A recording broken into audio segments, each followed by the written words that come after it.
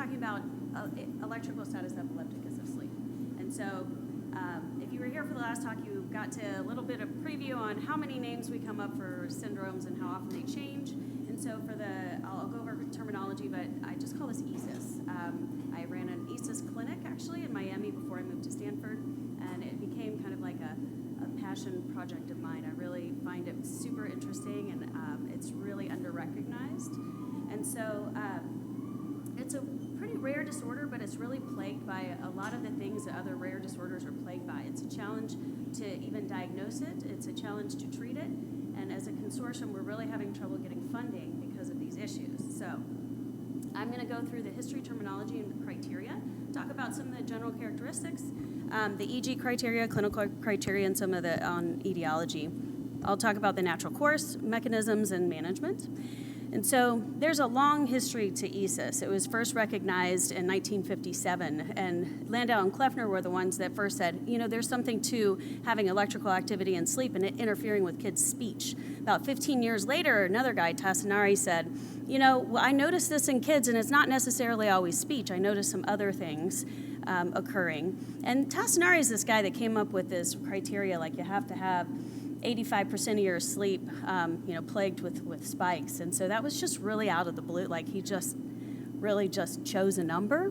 And so that number is really something we shouldn't stick hard and fast to. So fast forward to a guy named Kellerman, who said, Landau, Kleffner, Tassinari, you guys we should all get together and talk about these disorders and put them on a spectrum. And finally, in 1989, the International League Against Epilepsy recognized these as disorders, but as clinically distinct epilepsy syndromes of childhood.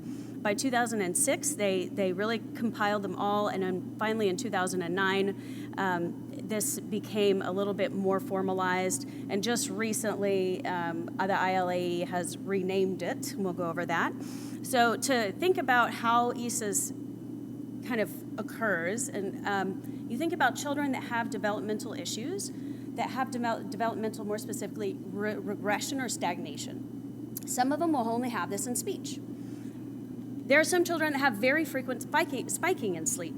Now, where these overlap is the area this is the group of children I'm talking about. Now, those that just have speech regression and have spiking in the areas of speech, they have Landau-Kleffner, so LKS for them. The other that's not just isolated to speech dysfunction, these are children that have what we used to call encephalopathy with continuous spike wave during slow wave sleep, or CSWS, or encephalopathy related to ESES.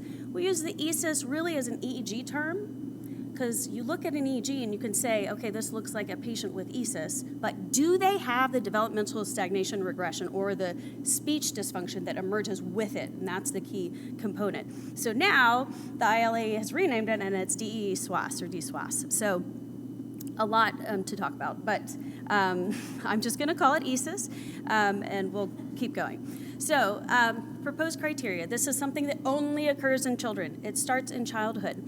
These are children that have either focal or generalized spikes when they fall asleep.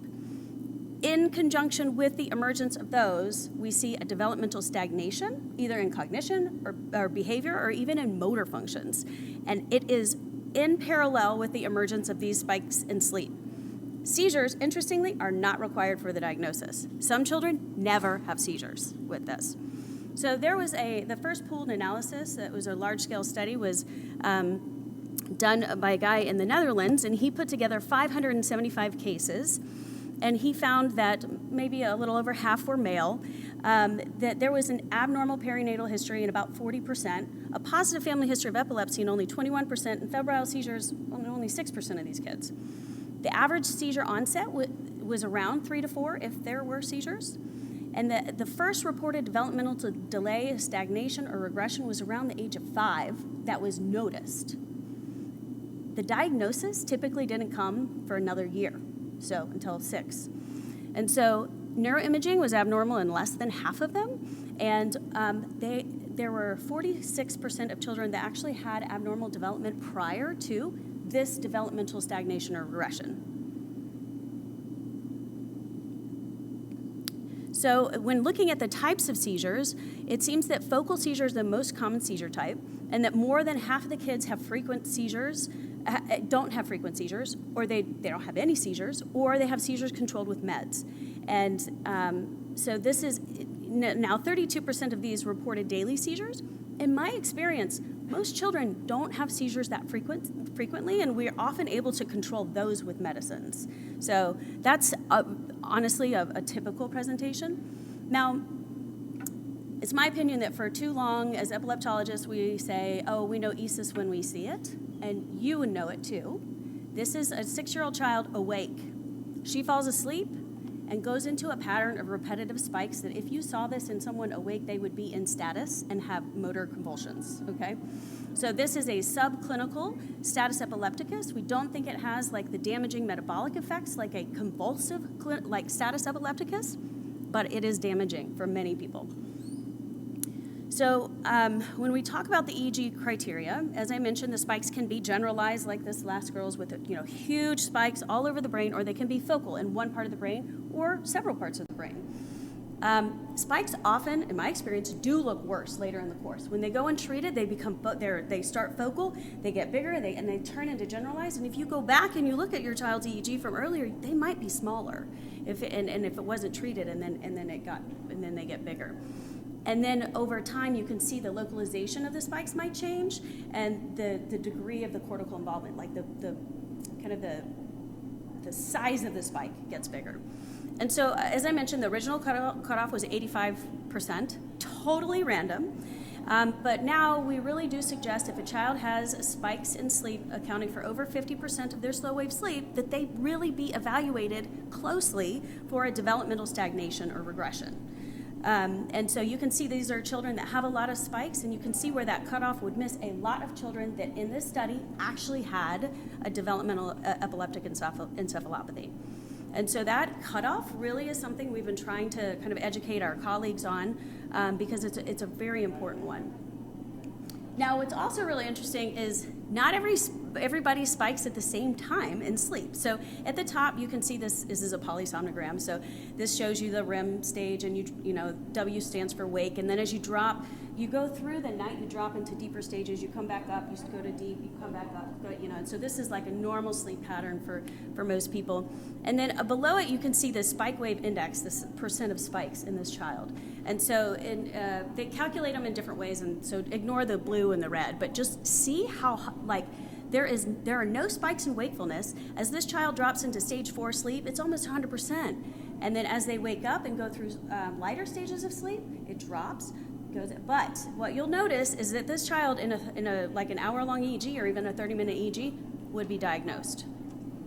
This is another child, starts off with a lot of spikes early in the night, and then kind of drops off a little bit. But you can see in this child has rare 4-stage sleep. The spike frequency is highest during the initial stage, 2 to 3, and then drops off every time the child goes back off into stage 2, 3.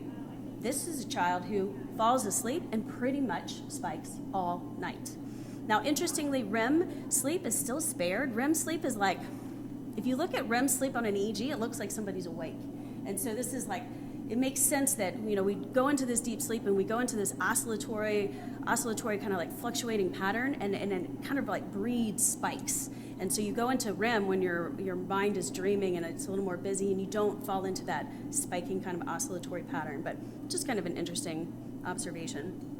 And so this tells us what we've learned is on a 40-minute EEG, we can usually diagnose this or say, you know what, we should get an overnight EEG because that looked like, this spiking was really getting pretty, significant by the time the kid, woke up from like a 3-minute nap or something. And so this is something that's important for us to know. And it's also important for us to know because we can often kind of see how someone is trending just on those short EEGs. We don't have to subject them to overnight EEGs every time. And so, but often we still do. So the encephalopathy criteria. So the most difficult aspect after identifying ESES in a patient is detecting the worsening of cognitive deficits or a behavior disorder or motor impairment or a combination. In Landau-Kleffner, it's pretty clear. The kid can't understand as well, then you can't speak, and it's just like horrible. But in other types of ESES, it can be a little more insidious. And so it kind of like you start to think, last year, he or she did better in school and things are falling apart. And so we really, really require a lot of input from caregivers. So moms and dads and relatives and caregivers of all kinds, we really lean on them to say, well, go back and think about this. Like, how is this changed? Is this different? And sometimes it's not a regression, it's just a stagnation. Now, the cognitive deficits that we see are memory problems with calculation, nonverbal communication difficulties. Some kids actually start to lose urine and bowel control during the day as well as the night. They can have spatial orientation difficulties, and then they can become, one of the most common things I see is restless sleep, and then hyperactivity, inattention, aggression, impulsivity during the daytime. Some kids also get kind of slower. They seem slower. They seem like they're it's taking time to process. And as a parent or caregiver, you might know in your heart something isn't right, and that's something that we need to know about.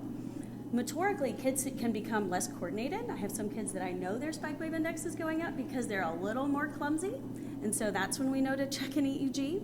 Sometimes they can actually get other types of movement disorders, but that's pretty rare.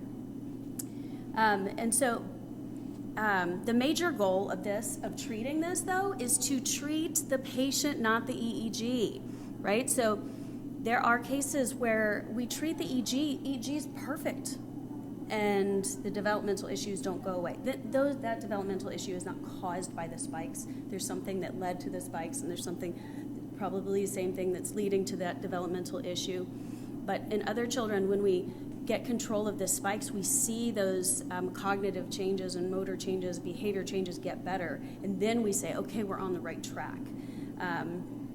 Sometimes we can't get control of the spiking, and we kind of have to decide how aggressive we're going to be in management, and then I'll talk a little bit about that. So there are several different etiologies. Interestingly, at the time of this publication, only 7% were found to be genetic. That's going to increase over time, but 43% we just never know. They have a normal imaging, they have normal structures, they have nothing in their metabolic testing or genetics, and we just don't know. Now, those children have the best outcomes. Those children are most likely going to be the ones that resolve and actually have a very good course.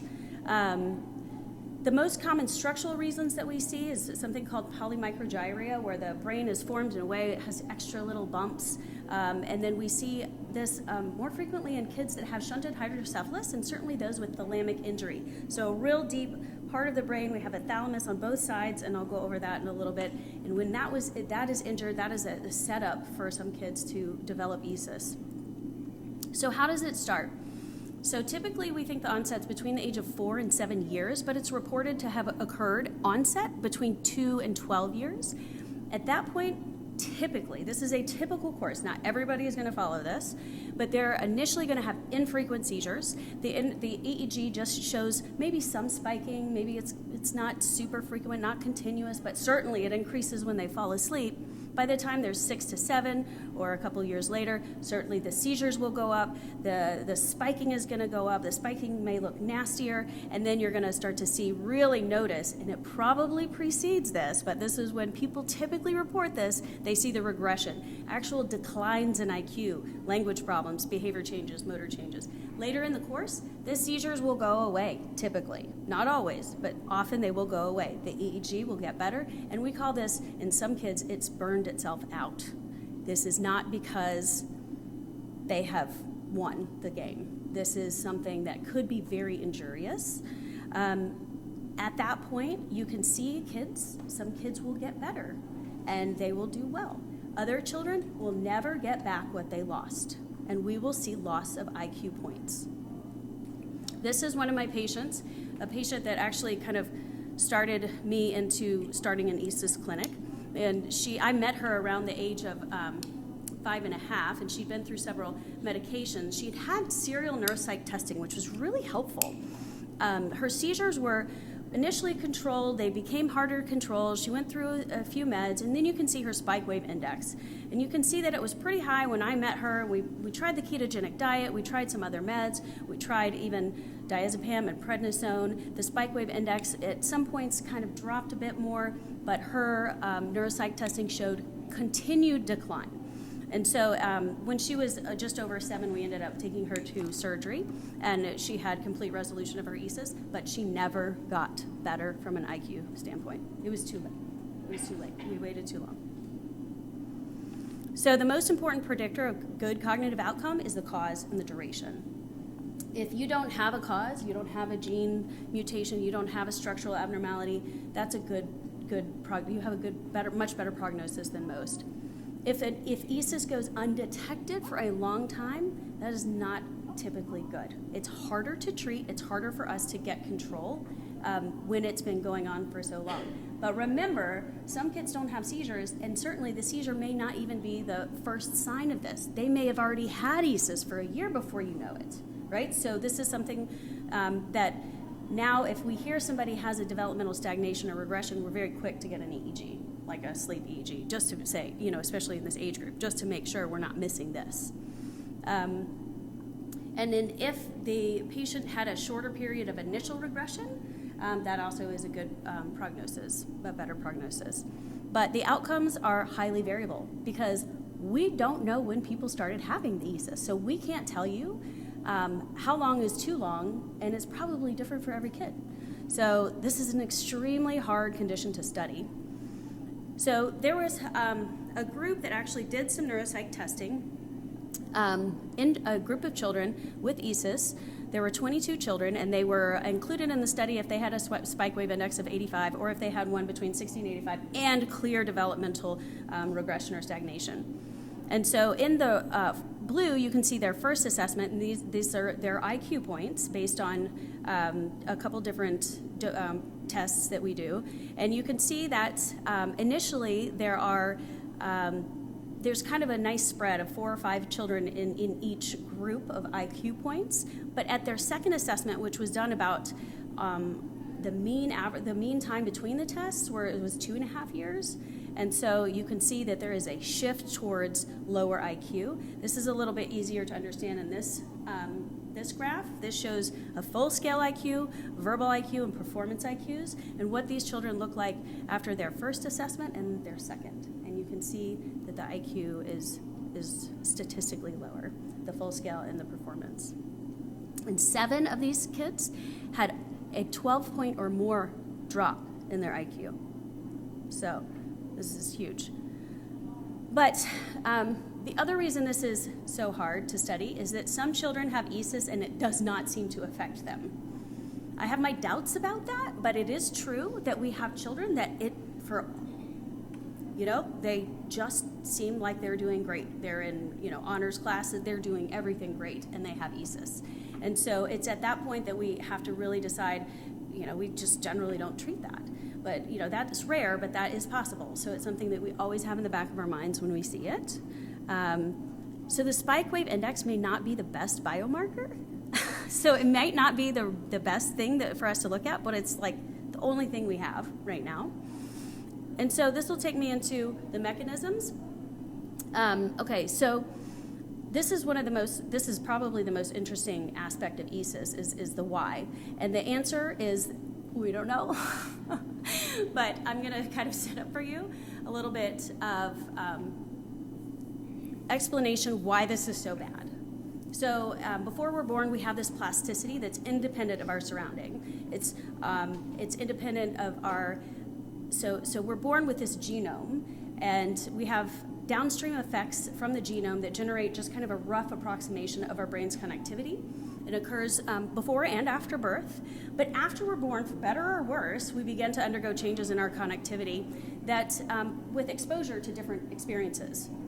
So our genome-created network, that scaffolding is further modified by things from within, as well as our environment. And we know that neurons that act together strengthen, neurons that don't weaken, kind of die off or get pruned, right? And so before the age of about 10 or 12, our brains have this axonal sprouting, this massive sprouting, and they form synapses at a really high rate, and these are the basic elements of more functional networks that we use as adults. So this time of development is strongly dependent on our exposures, whether it's from the environment, like learning one language or two, or our diet, and it also is affected by spontaneous electrical activity in the brain. And so as we go through our typical stages of early childhood to adolescence to young adult into adulthood, we are less and less and less affected by experience-dependent plasticity. And while it does continue for some degree in our lifetime, we're basically, as adults, we're kind of like concrete, like we can't really change much. But as children, they're very malleable early on. And so it makes sense that a child would need to have this hyperexcitable brain to do everything that a child needs to do, to learn everything that a child needs to learn. And this is called the critical period. And you can imagine that during this critical period, that brain could be pushed, whether it's by a gene, a thalamic injury, or some unknown trigger, into further overexcitation in the form of ESES. And this is probably why we as adults don't get it, right? Like this is a setup in the developing brain. So, and this is a really, really important time, because any change in the circuitry that happens in that child's brain at that time becomes cemented as they age. So that's why these children often don't get back what they have lost. And so the best, so I'll leave it there, but I will tell you that one of the more interesting kind of examples of this is something called the 30 million word gap. And it's something that I share with families who have had children that have been in the ICU for a long time. It's really a commentary. It was a study. It was a commentary on kind of like socioeconomic status, but it's applicable to any child in a non-enriched environment. It was a study out of the University of Kansas, and it was published in about 1995. And in it, children from 42 families were followed for 2.5 years, from the age of about 7 to 9 months to the age of about 36 months. And they were monitored for 1 hour every month. And their setting and what they were doing is they were counting words. The monitor was counting words said to them. They didn't know this, the families. At the conclusion of the study, there were 2 clear categories. One was composed of 3-year-old kids who had, quote, a large vocabulary, which was about 1,200 words. Another group kind of settled out and was a group of children that had smaller vocabularies of about 400 to 600 words. And what they found is the most direct relationship was to the number of words that were spoken to them in their home. So they estimated that over a year, that those with large vocabularies would be exposed to 11 million words, and those with smaller to about 3.2 million words. By age 4, the children with smaller vocabularies would have been exposed to 30 million fewer words than the other children. What's so interesting about this is that they followed these children who attended the same school system, they were in the same classes, and they were in the same kind of socioeconomic situation. And they measured them, their kind of their vocabularies and their intellect at age 9 to 10, and the difference had only grown larger. So it suggests that the schools didn't have a significant effect in erasing the deficit, that it actually and so they actually repeated the study with much higher, like, technical kind of things, counters and certain types of monitoring devices that the kids would wear. And so they had a bit more scientific rigor, and it had similar findings. So this is another way to look at how critical the critical period is in a child, and how we want to really minimize any maladaptive processes that could affect a child. There's another theory called the synaptic homeostasis hypothesis, and this is like complicated, but just to distill it down, during the day we have like an upregulation in synaptic strength because we're doing things. And this is something that kind of it uses up all of our supplies and exhausts all of the energy. And so when we fall asleep, toxins are cleared out, energy reserves are restored, and we get back to a set point where we need to start the next day. Children with ESES don't get this. as well, right? So they don't start the next day clear. They are bringing all of those kind of like toxins and waste products and kind of energy depletion in to start their day. So talking about the thalamus. So this is a picture of actually my same patient, my 6-year-old that I mentioned. And you can see in the very middle of the brain, in the white is the CSF in the middle of the brain, and the thalami are these large bulbous structures on either side of that white fluid. And you can see that there's an injury in one side of that. This is a child, these children are much more likely to develop ESES, and it's probably because the thalamus is kind of this pacemaker, and it's kind of like setting this rhythm. And so when we fall asleep and our outer cortex falls asleep, we start to see, even on EEG, little signs from the thalamus, like, hey, I'm here, we see that. And so this is something that when a child with ESES falls asleep, there may be some role, especially those with thalamic injury, in the thalamus kind of propagating that oscillatory cycle and making those spikes continue to occur. And this just shows that those little signals that we see from the thalamus kind of ride along with the frequency of spikes in kids with ESES. So now to talk about the anatomic and functional networks that are affected, what we've looked at, we've used different things to look at children with ESES. We use PET scans and functional MRIs and different types of modalities to look. And through PET, we have found that there's really strong connectivity in the perisylvian cortex, or on the side of the head. And you can see that in the yellow spots in here in the brain.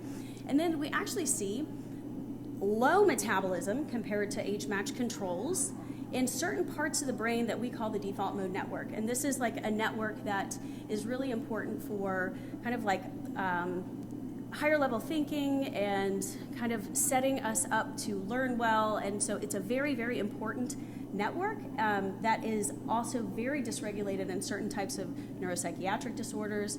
And so this was interesting.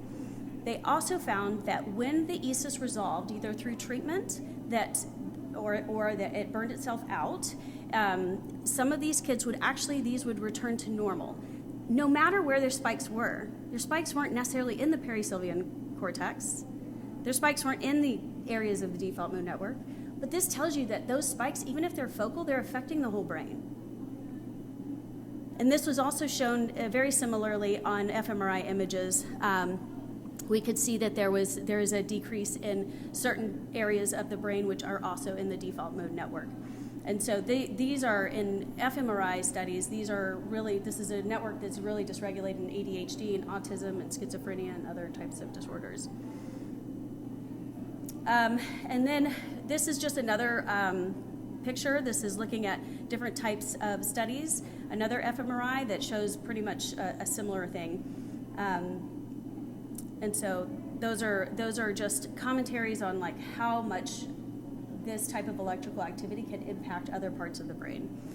So how do we manage these children? Of course, when we initially evaluate them and suspect on their routine EEG or see that diagnosis, we'll often go ahead and get an overnight EEG. We'll get a brain MRI, we'll do a genetic panel, and then we'll do a neurocognitive evaluation with behavioral surveys as well. Now, there are 3 drugs that, in my experience, have actually kind of led to the emergence of ESES. It's super rare, but if I see somebody on ESES with ESES and they're on one of these drugs, I will change it. Sometimes it doesn't affect the spikes, and other times the spikes get a lot better. And so it's just the drugs that we tend to stay away from if somebody has ESES. So the suggested treatment pathway is all over the place. We don't have a very good pathway, but this is just a very simple diagram to say if someone's asymptomatic, we don't treat the EEG. If they have a cognitive dysfunction or regression and don't have seizures, sometimes neurologists won't treat them. I will always try because of that critical period, and I don't want to look back and wonder if we should have done something and if it would have helped the child. I do believe a lot of the treatments that I would use are the benefits will outweigh the risks. So, and certainly if there is a cognitive dysfunction, regression, ongoing seizures, we will certainly treat. Now, what do we use? Well, this is a study that looked at what people used and how effective it was. So in that left column, you can see how many of these 30 patients went through multiple seizure medications. Each of these 3-letter abbreviations stands for seizure medications. So you can see how many they failed, and then the things that were successful in this group in particular, you can see some seizure medicines like levetiracetam and clobazam, and you can also see that steroids, even some people here responded to IVIG, which is something we typically don't use too much, but you can see that this is very difficult process. So when you look at now that the Dutch study that I mentioned earlier, the 575 pooled cases, when you look at what was successful in these patients, you can see that only 49% had some type of improvement, whether it was cognition or EEG, when they were put on a seizure medicine. So, I mean, still it's half, so that's why we always try that first, right? But and then about 68% had some type of improvement in those that tried benzodiazepines. 81% of those that tried steroids had benefit. So really, steroids, can be very, very effective. And so it depends on the neurologist to, if they're more comfortable doing high-dose diazepam at night or doing prednisone, once a day. But this is a short-term, this is meant to be a short-term treatment, maybe 6 weeks, maybe 3 months, maybe 6 months. And this can potentially, as can benzodiazepines, kind of lead to the resolution of ESES, and you can come off of the diazepam or the steroid and not have it return. Some people do have it return, but we watch people very closely. Now, 62 of these children went through some type of surgery, and 90% of those had some type of improvement, which is understandable, but not everybody is a surgical candidate, of course. So the next steps that we have our work cut out for us, and we've had a consortium in the Pediatric Epilepsy Research Consortium. We've had a special interest group for, I don't know, maybe 10 years. We have not been able to get funding. This is extremely hard to study because we don't know when it starts. We don't know how long it's been there. We don't know what a child's going to respond to. Everybody has very different opinions on what they want to use for their patients in terms of management. And we do pick treatments based on the child too. I'm not going to put a child with diabetes on prednisone, right? So there's a lot of caveats, but this is something that we need a lot of help in. We do not even have a national registry. But we do get together almost every month now and talk about it. So we bring up cases because we all struggle across the U.S. with our cases, and we all struggle with kids that don't respond to any type of treatment, and we have some successes that are pretty amazing. And so this is a very interesting syndrome, but it's very frustrating, and I'm sure if you're living it, it's even worse. So that's all I have. So I'm happy to take any questions or go back over anything if anybody has any. Yeah.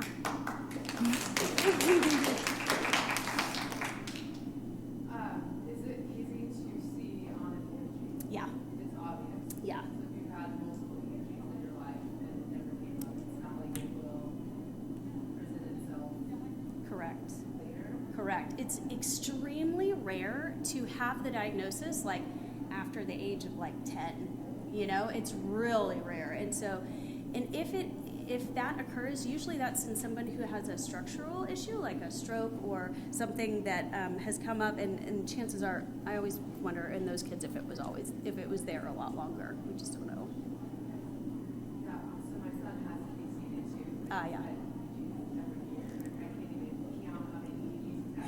Yeah. So he's never shown ESES, but other children in the family that are coming to us Yeah. now in our group, I want to make sure I can help accurately direct them. Yeah. So number one is just go get an overnight EEG. Yeah, and a sleep-deprived EEG is usually good enough if you capture sleep.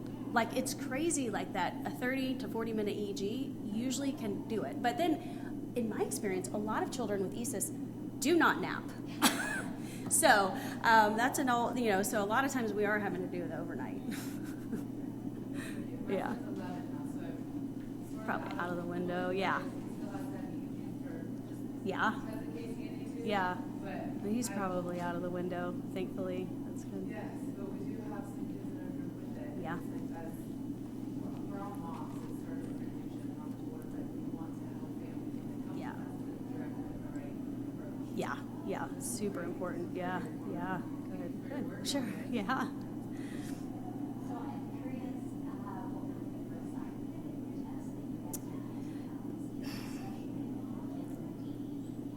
Yeah. already Yeah. received this late diagnosis. And Yeah. it's like, when did it begin? Because Right. not everybody does it overnight or, Right. So how do you measure that? So I had like the most amazing resource at Miami Children's, where I was before, where we would, as soon as a diagnosis was made, they were referred to my clinic and they got neuropsych testing, and we did the full battery. So a 4 to 6 hour battery, and we would do it over a couple days if needed, and we would usually do it when they would come in for their overnight EEG. So we would capture them, and then we would know what their spike wave index was. But the interesting thing is, in order to know if your treatment's working, like, oh, my EEG is better this month, am I better on neuropsych testing? You have to have repeat neuropsych testing, but there's recall bias in certain testing, so you can't do certain tests that close together in time. And so what my neuropsychologist did is she used tests that didn't have the recall bias, and she concentrated on the areas that they were the weakest so that we could look and see if they were better. And so it was different, and so we tried to get together all the neuropsychologists that in our groups in the consortium and ask, like, what should we be testing? And it seemed like we could not come up with something. And what it's going to have to be is, because this is such a kind of like under-recognized and probably larger scale problem, we need smaller batteries that could be given to anybody, like in clinic, right? So it depends on the age. So Bailey's, Whipsies, Whisks, yeah. So it depends on the age, and then there are adjustments for developmental, yeah.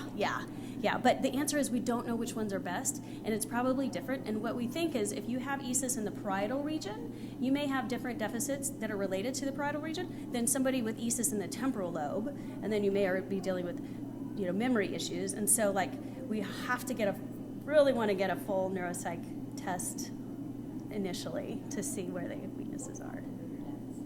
Yeah. So it's interesting because they actually, in the literature, people report dystonia, ataxia, they report like these, and I have not seen them. I have seen incoordination. So I have patients that are clumsy, and we have been able to use that as a barometer on how their EEG probably looks. Yeah. I wouldn't be surprised if that could be a present. Yeah, I would. Yeah, that might be a symptom. Yeah, I would entertain it. Yeah. In response to the question, it was kind of gay. Is the quality of sleep for these kids be walking around exhausted all the time, and why aren't they happy and stuff? Oh yeah, right. It's almost like they have like an over. It's like they're fatigued but cannot sleep. They kind of have that motor restlessness during the day, that kind of like almost impulsive, inattentive type of energy, and they often just are not nappers, but they're exhausted. And that's another thing, is like, how do you sort out the effect of sleep, poor sleep, on the neuropsych testing versus what you're seeing in the spiking? But I mean, we see them go through sleep stages on their polysomnograms, and we can see that they're not having apnea, and yet that they seem like they're having good quality sleep, but the spiking's there. But kind of wonder, like, how much is poor sleep contributing to the picture? Yeah. Spike waves around starting at 5. Have you seen that, or what does that do to her? Yeah, I mean, some people have spikes and spike waves in sleep, and it just doesn't affect them. So, but yeah, and so it's honestly like, we just don't know how it's going to affect someone, and then controlling it and then seeing how they do is the only way to know if it's like how much it's affecting someone. But the problem is they don't always respond, and so you don't know.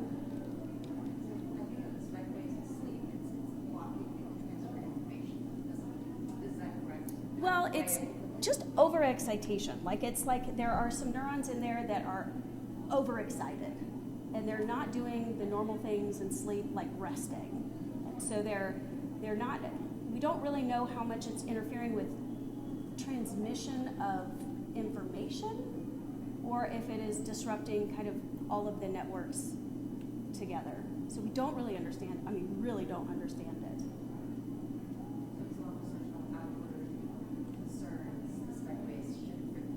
Right. just having some sort of Right. enforcement. Right. Yeah. What about ACTH since it's closely similar to resistance response? Some people, I think some people have tried it, but I have never. And it would, and so, and there, we were even in a clinical trial. There was a drug that we were trialing that was steroid-like, and it didn't meet the primary endpoint. So it's too bad.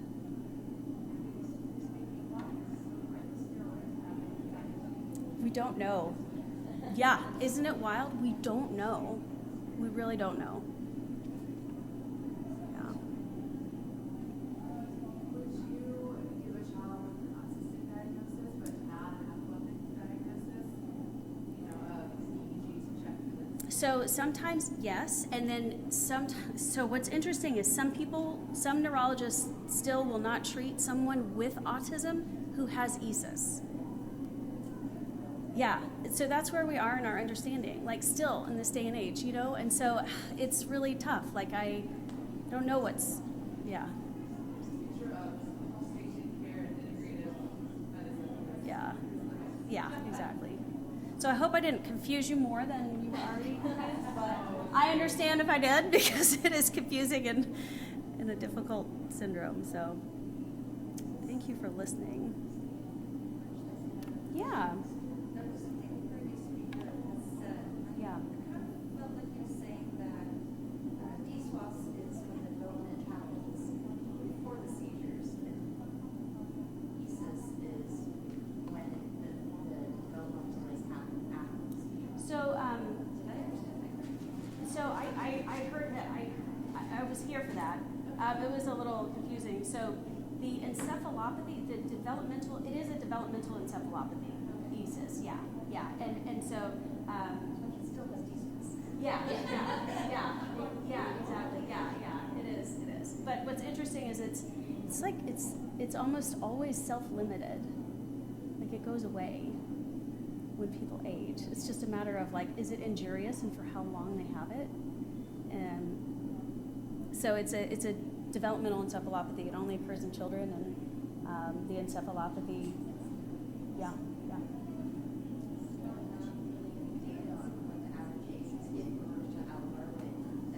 Well, no, but it's usually by around 10 or 12. Like it's usually burns itself out, or by that age, unless there's a structural abnormality, and we see those persist a lot longer, or lifetime potentially.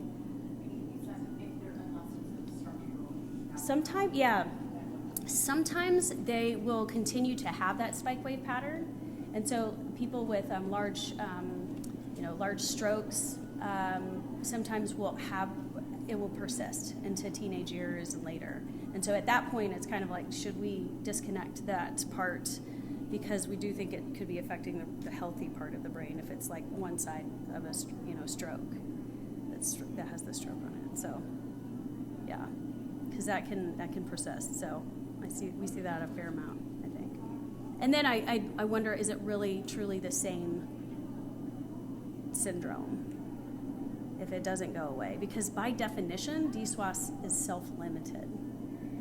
So but I still think it could injure. I think it's not good for the brain. I still think that something needs to get fixed if that's the case.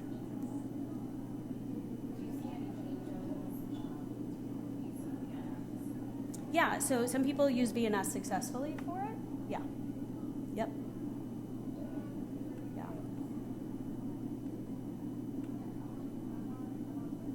It's a lot. Thank you.